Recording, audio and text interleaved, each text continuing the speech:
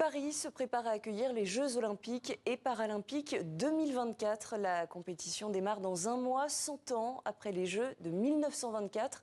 Des Jeux que nous pouvons découvrir dans le documentaire 1924, le Paris des Jeux Olympiques, avec des images d'archives assez exceptionnelles et inédites. Bonsoir Marie-Laurence Rincé. Bonsoir. Merci beaucoup d'avoir accepté notre invitation. Vous êtes donc l'auteur de ce documentaire à découvrir dès ce soir sur Public Sénat. Documentaire, je le précise, auquel TV5 Monde et la RTBF ont notamment participé. Je vous propose qu'on en regarde tout de suite un extrait et on en parle juste après. À 100 ans d'intervalle, ces Jeux vont susciter les mêmes débats qu'en 2024. Financement, transport, équipement, prix des places, autant de sujets qui feront polémique. Mais ces Jeux ont aussi été l'occasion de toute une série d'innovations. Du premier village olympique à la retransmission en direct à la radio des épreuves. La France doit se montrer à la hauteur de l'événement, s'affirmer comme une grande nation sportive et faire de ces JO un vrai succès populaire et médiatique.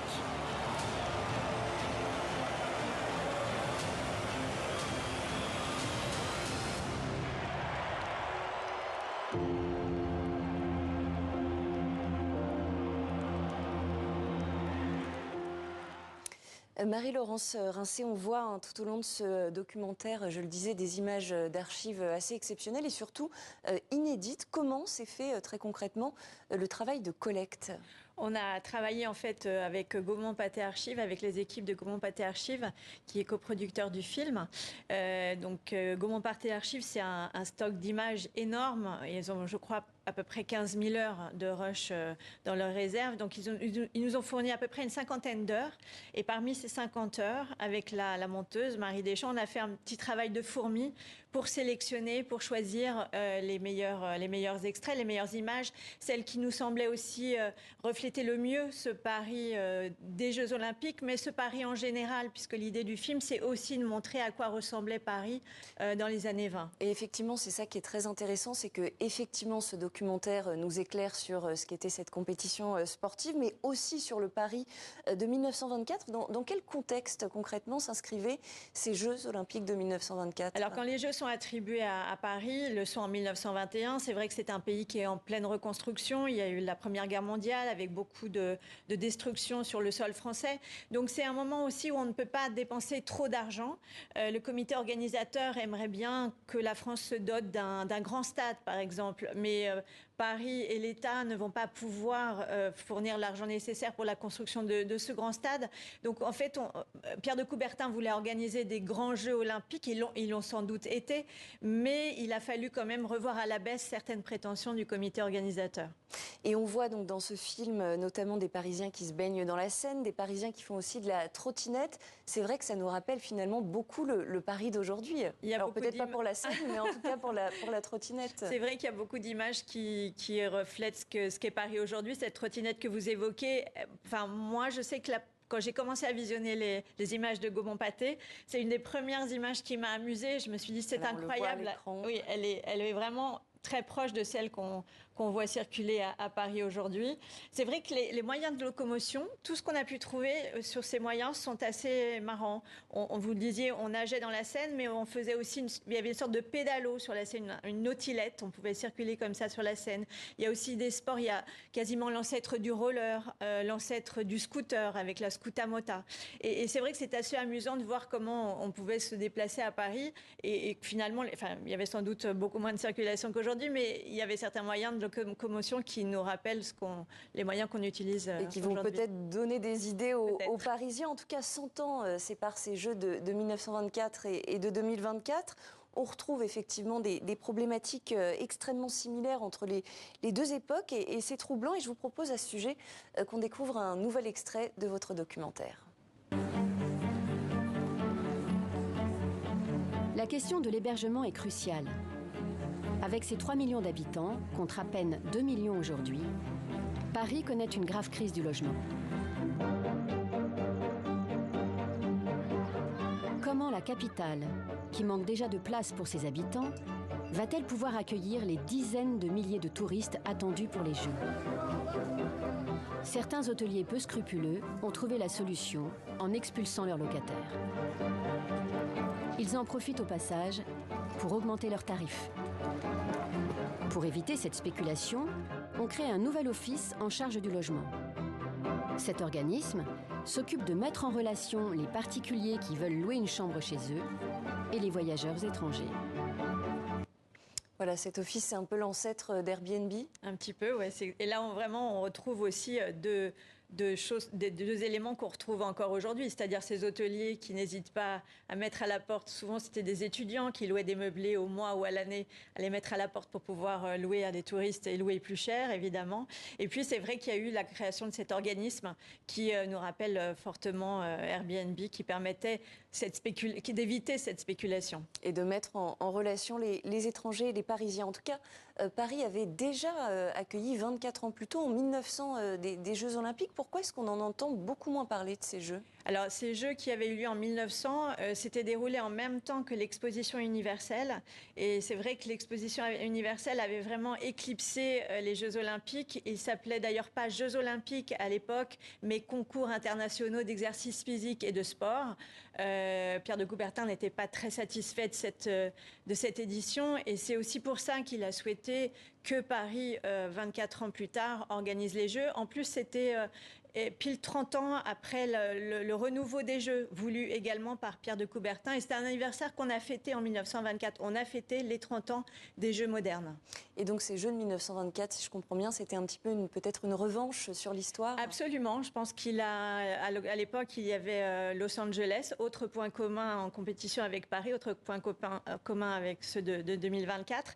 Et effectivement, oui, il s'est vraiment battu pour que les Jeux soient attribués à Paris. Et en plus, il savait qu'il allait devoir céder la place. Il était président du CIO, mais il avait presque 60 ans et il savait que l'année suivante, probablement, et d'ailleurs, il a mis ça un petit peu dans la balance en disant « Je vais partir, s'il vous plaît, comme cadeau, avant mon départ, accorder les Jeux à Paris, à ma ville natale. » Ce qui est intéressant aussi, c'est qu'en 1924, il y avait deux grandes absentes de ces Jeux. C'était évidemment l'Allemagne et l'URSS.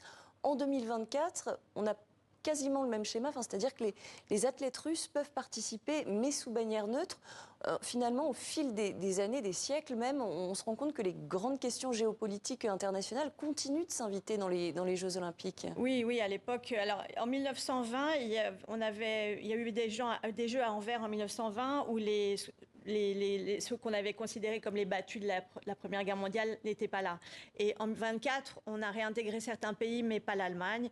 Et puis l'URSS considérait que ces Jeux étaient étaient synonymes de dégénérescence de la bourgeoisie occidentale. Enfin, ça ne correspondait pas du tout aux valeurs qu'on souhaitait mettre en avant en URSS à cette époque-là.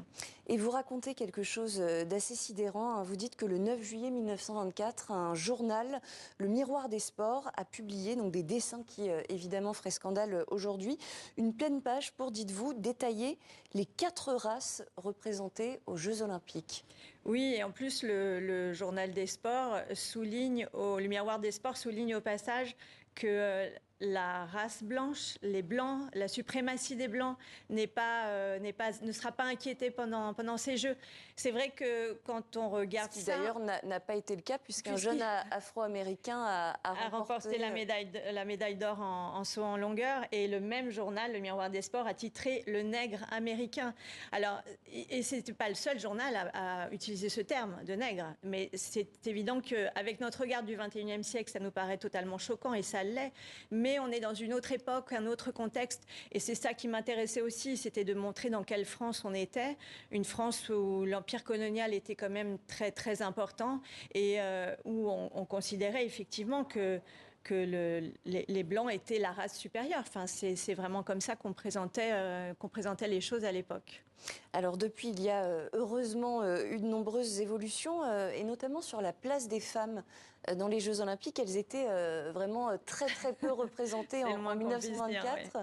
Oui. 135 femmes sur 3000 athlètes, 4%, normalement en 2024. Enfin, on est à parité parfaite, donc il y a eu beaucoup de chemin fait. En plus, les femmes ne pouvaient participer qu'à certaines épreuves, et le tennis, la natation, surtout pas l'athlétisme, qui était Alors jugé... pourquoi, comment est-ce que ces choix de disciplines réservées aux femmes étaient justifiés à l'époque? On considérait que l'athlétisme était les courses, le 100 mètres, le 200 mètres étaient des choses trop violentes pour les femmes et que ça pouvait en plus mettre en péril à la fois leur féminité mais aussi leur fécondité. Et évidemment, les femmes étaient là pour faire des enfants, donc il ne fallait pas courir ce risque.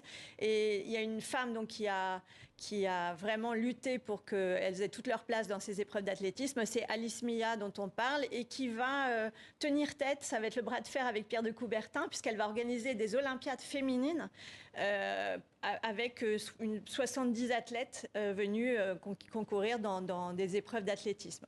Et elle finira par avoir gain de cause puisqu'aux Jeux suivants à Amsterdam en 1928, l'athlétisme va s'ouvrir un petit peu aux femmes.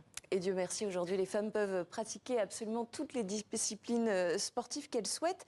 C'est aussi ce que vous expliquez dans votre documentaire, à cette époque, en 1924, que finalement le sport se démocratise et que les champions sportifs deviennent un petit peu les nouvelles idoles des jeunes. Absolument. Avant la guerre, il y a assez peu de personnes en France qui pratiquent l'activité sportive. Et c'est vrai que les Américains et les Anglais vont beaucoup faire pendant la guerre puisqu'ils vont apporter certains de leurs sports. Et après la guerre, les Français se mettent un peu plus au sport, les femmes notamment, je reviens à elles, avec le club Femina Sport où il n'y a que des femmes, elles se mettent vraiment au sport. Et la grande championne féminine de l'époque, c'est Suzanne Lenglen, qui est vraiment une star de l'époque et qui malheureusement ne participera pas aux Jeux de 1924. Enfin, elle participe au premier tour, mais elle est malade, donc elle doit abandonner. Mais c'est vraiment quelqu'un d'extrêmement connu à l'époque. Et qu'en est-il? Parce qu'on a beaucoup parlé de la Première Guerre mondiale, de tous ces revenants de cette guerre qui sont revenus. Alors, il y avait ceux qu'on appelait les gueules cassées, ceux qui sont revenus estropiés, amputés. Est-ce qu'ils ont pu participer à cette compétition de 1924 pour certains? Alors, pas forcément à cette compétition-là, pas au JO de 1924, mais c'est vrai qu'on évoque le cas d'un boxeur qui s'appelle Eugène Criqui, qui avait eu, à cause d'un obus allemand, vraiment toute la mâchoire arrachée et qui va, contre toute attente, réussir à remonter sur le ring et même à devenir champion du monde dans sa catégorie. Et on voit aussi apparaître Tarzan dans votre documentaire. Ça donnera peut-être envie à certains téléspectateurs de voir votre film. Johnny Weissmuller, nous en dire un petit peu qui est un nageur très connu à l'époque, le nageur le plus rapide du moment, qui arrive à faire les 100 mètres en moins d'une minute. Et c'est vrai que à l'occasion de ces Jeux, visiblement, il fait vraiment le show et le spectacle dans les bassins. Tous les Français, tous les Parisiens se pressent pour le voir. Et quelques années plus tard, il sera ce fameux Tarzan avec ce cri resté très célèbre dans pas moins de 12 films. Eh ben, merci beaucoup, Marie-Laurence Rincé, d'avoir répondu à nos questions. Votre documentaire 1924, le Paris des Jeux Olympiques, est à découvrir ce soir sur Public Sénat. C'est à quelle heure précisément? C'est à 21h sur Public À 21h sur Public Sénat. Et puis ensuite, dans les jours qui suivent en replay. Merci beaucoup d'avoir répondu à notre invitation.